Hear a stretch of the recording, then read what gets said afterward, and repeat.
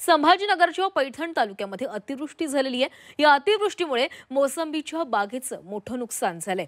मोसंबीची अनेक झाडं पाण्यात साचल्यानं पूर्णपणे उद्ध्वस्त झालेली आहेत। अनेक भागांमध्ये गुडघ्यापर्यंत तर काही ठिकाणी कमरे इतकं पाणी साचलेलं आहे।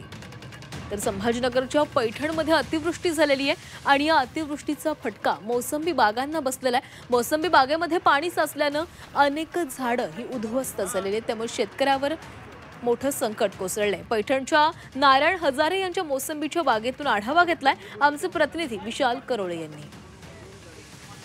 संभाजीनगरातील पैठण तालुक्यात रात्रीतनं अतिवृष्टी झाली आणि त्या अतिवृष्टीमुळे आपण बघतोय की मोसंबीची ही बाग पूर्णतः पाण्याखाली गेलेली आहे। दादेगाव हा पैठण तालुक्यातील परिसर आहे। इथं मोठ्या प्रमाणात मोसंबी आणि डाळिंबाच्या बागा आहे, मात्र या बागांना या अतिवृष्टीचा मोठा फटका बसलाय। शेतकरी आहेत, त्यांना विचारूया आपण, किती नुकसान झालं दादा तुमचं? मोसंबीचं 5 लाखात झालं नुकसान माझं। किती झाड आहे? 500 झाड। बरं, आता ही सगळी फळं काढायला आली असतील ना? हे सगळे काढायला आले, 8 दिवसात ही बाग विकला असता, पण सगळं पाण्यात गेले।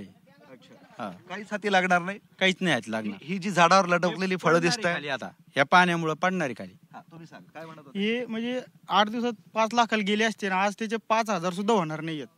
म्हणजे आणि झाडं, आता हे झाडं जर गेले तर आम्ही 8 वर्ष मागे जाणार आहे, कारण या झाडाला फळ्याचं एवढं झाड व्हायला हे 8 वर्ष लागतात। आमचं इतकं अवघड झालं तर आम्हाला म्हणजे आता कोणीच वाली नाही सध्या। हे नुकसान काय 8-10 वर्ष भरून निघणार नाही ना? नाही, कमीत कमी 10 वर्ष लागते ना आम्हाला याच्यातून पुढे यायला आणि सावराला। 8-10 वर्ष तर भरून निघणार नुकसान?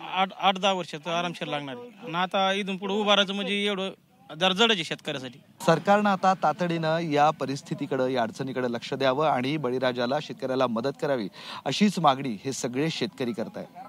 व्हिडिओ जर्नलिस्ट मोहम्मद तौफिकसह मी विशाल करोळे, झी मीडिया, पैठण।